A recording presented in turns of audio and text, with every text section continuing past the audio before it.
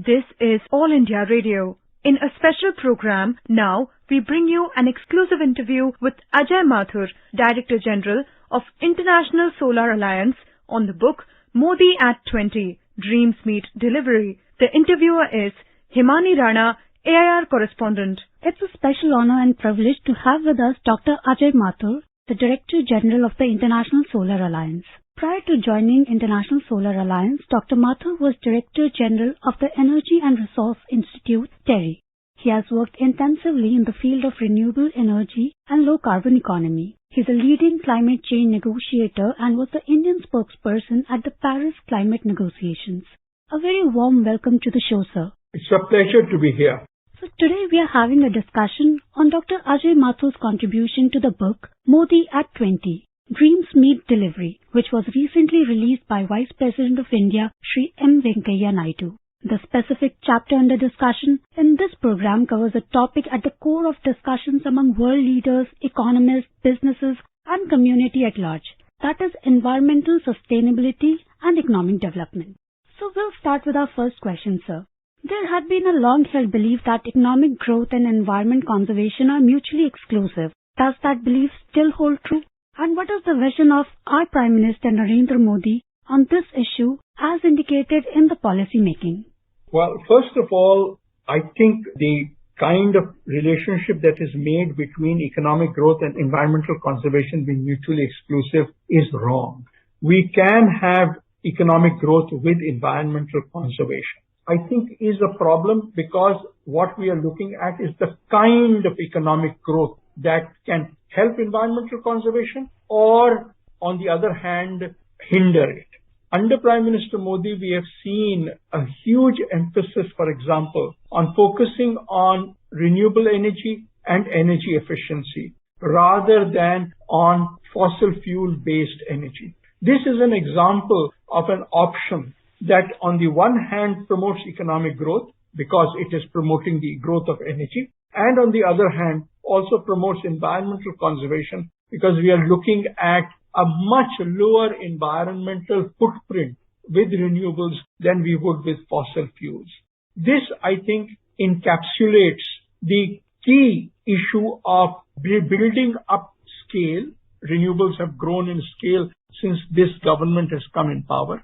Lowering costs, the price of electricity from renewables is now the cheapest, especially when the sun is shining or the wind is blowing, and at the same time help create the kinds of institutions that can manage renewable energy because the energy from solar and wind is transitional in nature, it is variable in nature, and therefore we need a different institutional mechanism to manage it as opposed to the electricity coming from the fossil fuel plants in the past.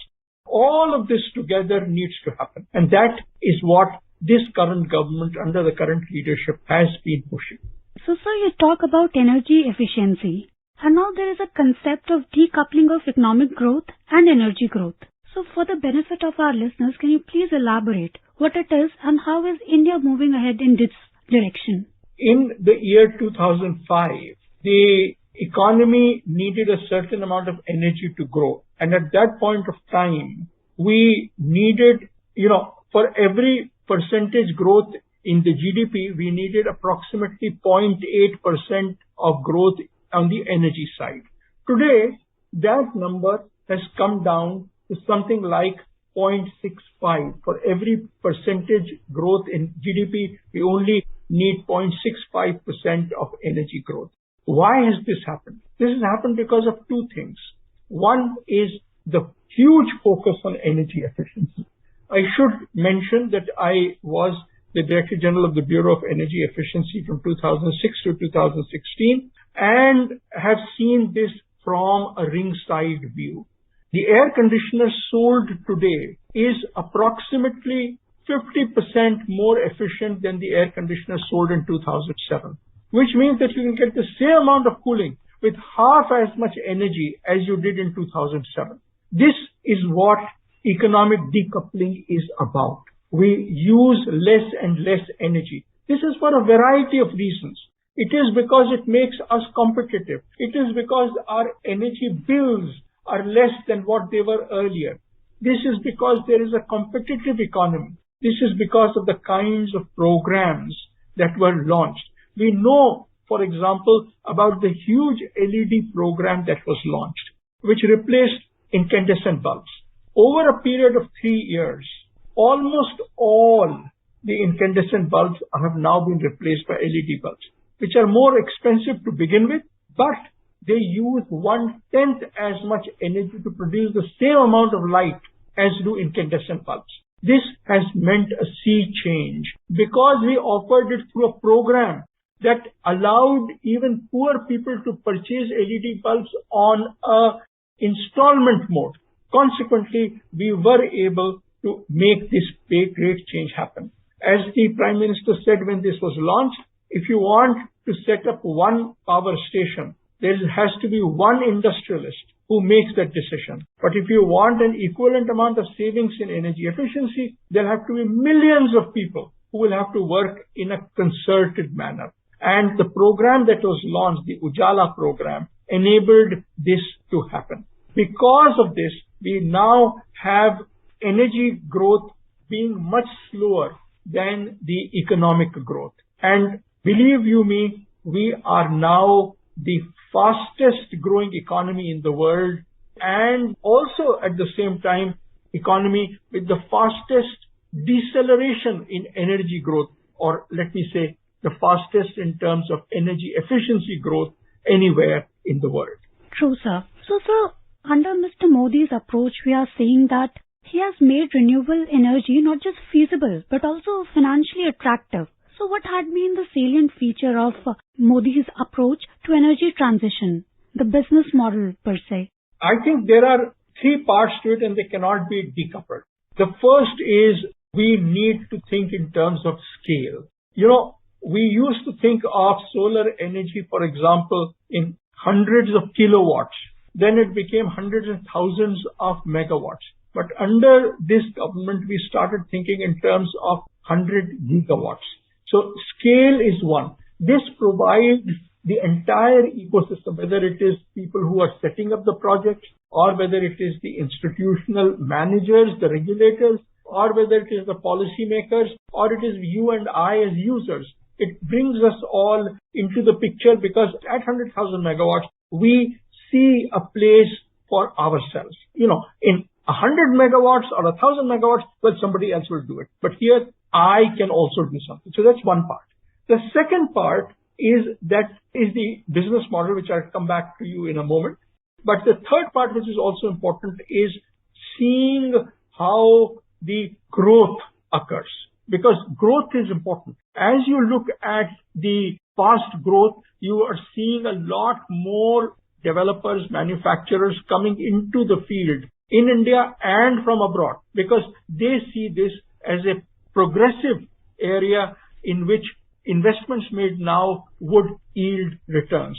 But let me come back to the business model. The business model essentially is that there is a tender for energy, for electricity. And the tender says, I want, for example, solar energy. People bid, and as they bid, they put in their best prices, and then the tender, this is e-auctions. The e-auction is open for some time for what is called as reverse auctions. In other words, if I bid 100 and the lowest is at 95, I have a chance of offering 94, which is less than 95. And people bid this so that they can get it lower. But for us, it's a huge benefit because we are seeing a more accelerated trend in price reduction. This is one of the main reasons why we have seen prices tumble at the rate at which they have. So we are today at the stage where solar energy is the cheapest electricity at 2 rupees per kilowatt or less than 2 rupees per kilowatt hour.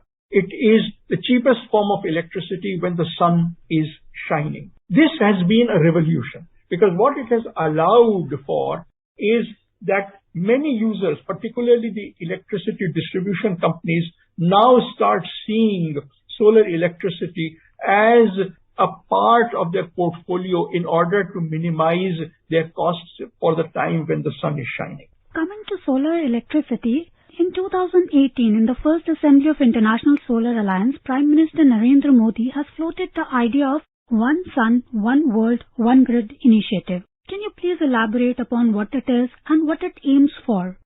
So the One Sun, One World, One Grid is a visionary idea. The idea, as you rightly said, was put forward by the Prime Minister in the first assembly of the International Solar Alliance.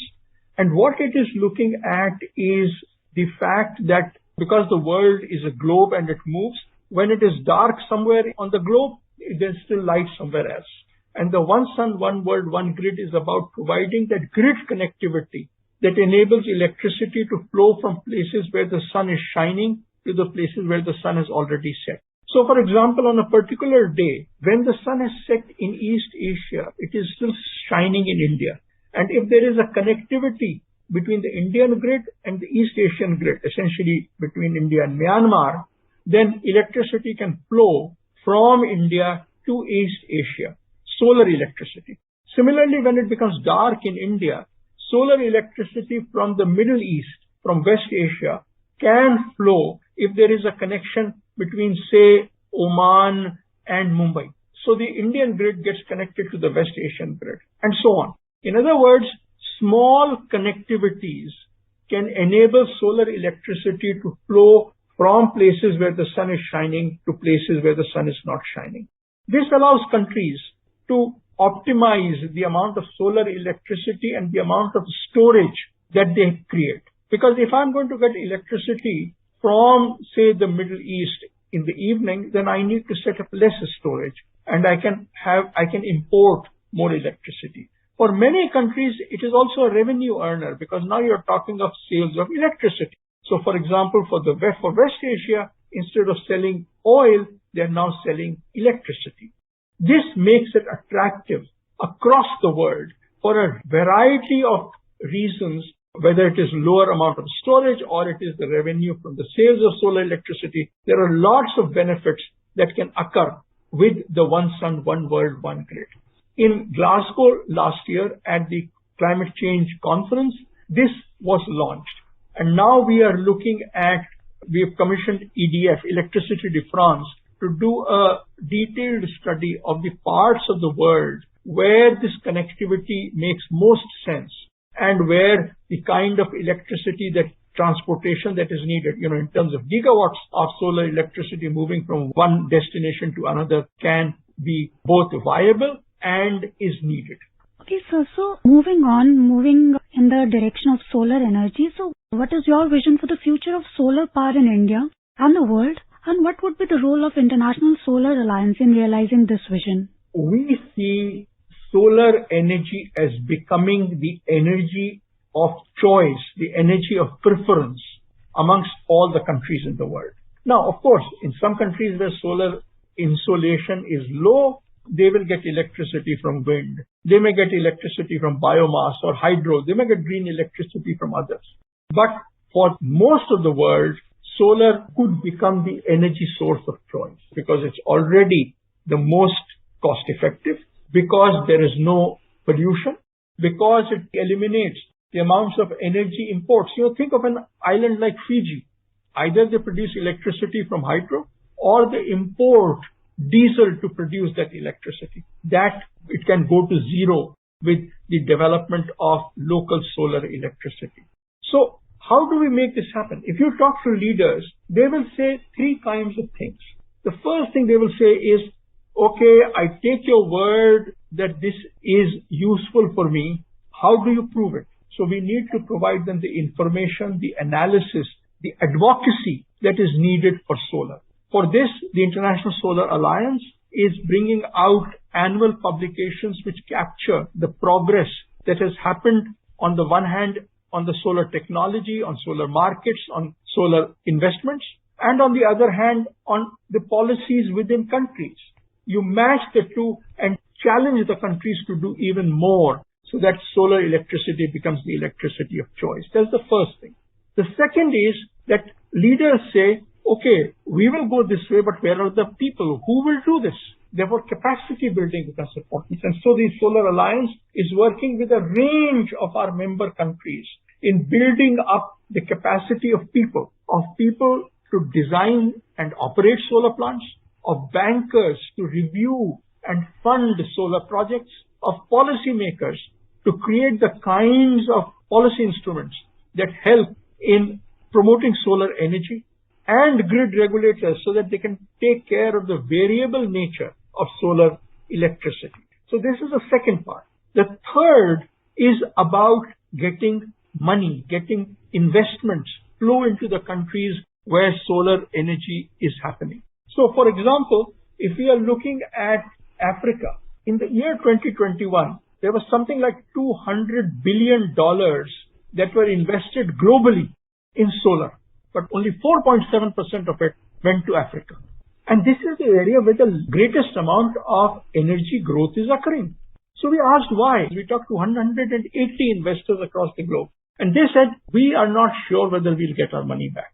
They said, the projects are too small. So therefore, the International Solar Alliance is creating a blended finance facility, which will help create in countries risk mitigation funds. So a payment guarantee mechanism is an example, or a first loss fund, so that investors feel comfortable in investing in these countries. At the same time, we are building up local capacity so that there may be small projects, but there are very many of them. So all of them together become a large projects which then become attractive for funding. And of course, for the small island states, for the least developed countries, we also help them in carrying out their first projects. We actually finance it and hold their hands. Why? Because we want them to see the benefits that come out of solar energy projects. And as they do those benefits, then they can also install the kinds of policy instruments that help more and more investment to flow in. In other words, the International Solar Alliance is creating the global ecosystem to help bring in solar energy as the energy of choice in the countries of the world. So you rightly pointed out the example of Africa. So there is some disbalance in the global scenario where, because of which a concept of climate justice has also cropped up. And the fact that the attention should be given to the losers of climate action. So what does India stand in this area? India and Prime Minister Modi is where the term climate justice started. Why? And this is something that you see in Prime Minister Modi's actions through many years, as Prime Minister or as Chief Minister of Gujarat, where he focused not only on the winners, but also on the losers.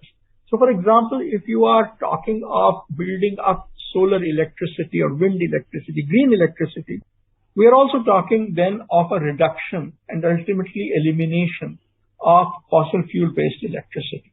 So they are the losers. According to the approach of climate justice, losers cannot be ignored. Their future has to be taken into account while we are going ahead. Consequently, what could happen to the coal producers of tomorrow? How do we enable that they continue to have economic growth and productivity? Can they become the manufacturers of solar cells? Can they become the manufacturers of hydrogen for tomorrow? In other words, we need to ensure that the losers' economic future is preserved. That's what climate justice is about. It is about ensuring that the losers get as much economic attention as do the kinds of things which would help us grow our renewable energy portfolio. Sir, we have seen that Mr. Modi as a leader had been able to synchronize the personal and national interest. And he has been able to make the concept of environment concern a mass movement, be it through the Ujala program, the LED program that you have discussed, the Ujjwala scheme, or through Swachh Bharat mission. So what has been the salient features of Mr. Modi's leadership to bring about such a change?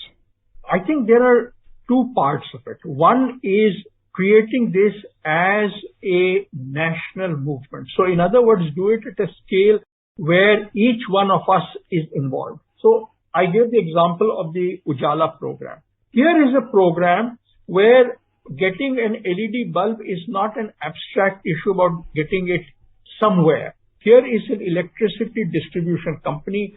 Its location of where it is providing LED bulbs is known to the neighborhood. You go there with your electricity bill and you get a certain number of bulbs and you pay installments on it. In other words, you and I, as consumers, get involved in the mission. The second is that by doing this, you are creating an economy of scale. The LED bulb, or for example, in the Ujjwala program, the LPG, or for example, in the Swachh Bharat mission, the collection of garbage, in all of these things are happening at a scale which brings the prices down. That is why the various people who are involved, whether it is the sellers or whether it is you and I as buyers, we all see a positive benefit of this occurring. So we are getting involved, and the reason we are getting involved is obviously for environmental good, but it is also because we see prices coming down. So the two things together, scale and public procurement in a manner that scale brings down prices, these two things together are able to bring about the economic transformation that we are able to see the synchronization of the national and personal interests. This has been a game changer as far as India is concerned. And also there's an Indian tradition where we link ecological and economic growth, like from Upanishads to the teaching of Mahatma Gandhi. So how do you view this way of living as helpful in motivating people towards sustainable development? You know, all our the past philosophies have focused on the fact that you as a person need energy, for example, or water, for example. However, this has to be carried out to the extent that you need. So need rather than greed has been the factor which has been traditionally the driving force in our actions. Now, one of the things that has happened in the recent past is that we have focused very, very much on the supply side, and we forgot the demand side. We forgot you and me, that we also needed to say, people, you need to buy. This is available at a lower cost, but this is also environmentally sound. It's environmentally better. What the approach of linking the Indian ecological tradition has been is to enable you and I to understand how we fit into the global economic system, into the global consumer system. And by emphasizing that our actions influence the national economy, they also influence the national environmental framework, the two things together then can carry us into a future which is environmentally better than what we saw when the emphasis was only on the supply side. So when we are talking about the aspect of environmental sustainability, an important point is clean water availability, especially when it comes to improving the living standard of a population. In the light of this, what are the objectives of Amrut 2.0 and how does it aims to create a circular economy of water? You know, all of us, we use water and the wastewater is discarded. That doesn't have to be so. The wastewater can be treated and reused again. This is something that we saw the Prime Minister pushed when he was Chief Minister of Gujarat, where a lot of water was retreated and then reused. Now, there is no reason, for example, why in buildings we can't have two sets of pipes, one for fresh water, one for recycled water. The recycled water can be used, for example, in toilets. The recycled water can be used, for example, for irrigation and for gardening.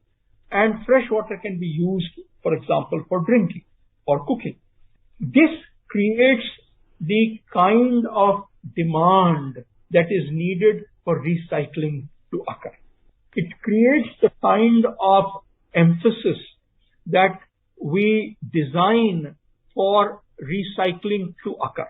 So Amrit 2.0 is on the one hand an urban design framework, but on the other hand it is also a framework which takes into account the fact that we have to do as much recycling of resources as possible.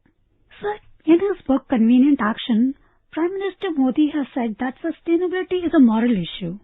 since it involves the protection of interest of our future generations. So how do you view this statement, especially in the present context of environmental challenges such as climate change, extreme weather events, and other things? At the end of the day, the most important thing is that this is recognized. The issue of sustainability is recognized politically. It is seen as a moral issue in politics. This is important because what it does is it takes it away from being an abstract issue or from being only a political issue to becoming a moral and an issue that provides a framework for all our actions. Let me give you an example. As we look at the move, for example, towards renewable energy, we are looking at reducing our environmental footprint because there is no longer the kind of waste disposal that is associated with fossil fuels, whether it is in terms of carbon dioxide or whether it is in terms of ash dumps. However, in viewing this, we also see for future generations is far better than it would be if we continued to build up the ash dumps that are associated with the use of fossil fuels. In other words, integrating sustainability into all our actions, whether it is for water, whether it is for forests, whether it is for wildlife, by seeing the long-term benefits, by seeing the benefits that these provide not only to us but to our children and grandchildren, we are providing consciously and sometimes unconsciously a value to these various resources and therefore using them less than we would otherwise in our own lifetimes. In other words, we are seeing that future generations and resource availability to them, which is the definition of sustainability, becomes a part of our lives. True, sir. That's the value we all should cherish. So thank you very much, sir, for the enlightened discussions and shedding light on important aspects of environmental sustainability and conservation. So, sir, we would just like to have some closing comments about your review of the book, Modi at 20, Dreams Meet Delivery, and the key takeaways from the writings of the eminent personalities like you who have contributed towards the book. At the end of the day, the book is about different value system being brought into politics. It is about, number one, enabling people to join in political change. This is important because there was a huge amount of, let me say, political ennui that had started occurring. People had started saying that politics is about somebody else, it's not about them. So this involvement of people in political decision making is one of the big things that all the writers of the book bring out. The second issue that I think is brought out is the emphasis on dealing fairly with users. In the environmental world, it is climate justice, but I think it is important that in all areas of political action, a similar kind of view is also taken into account. And the third point, which I think is important in the book, is the growth is first of all trial at a small level and its growth into large at-scale programs. So testing out new ideas at a smaller level, getting them, tweaking them so that then you can apply them at the larger level is one of the things that is brought out in almost all the chapters in the book. Thank you, sir, for taking your time out and having a discussion with All India Radio. Thank you very much. This was absolutely delightful. You were listening to an exclusive interview with Ajay Mathur, Director General of International Solar Alliance, on the book Modi at 20, Dreams Meet Delivery. The interviewer was Himani Rana, AIR Correspondent. This program was produced and presented by the News Services Division of All India Radio. You can listen to it on our mobile app, News on AIR. This program is also available on our YouTube channel, News on AIR Official. You may email your opinion about this program at airnsttalks@gmail.com.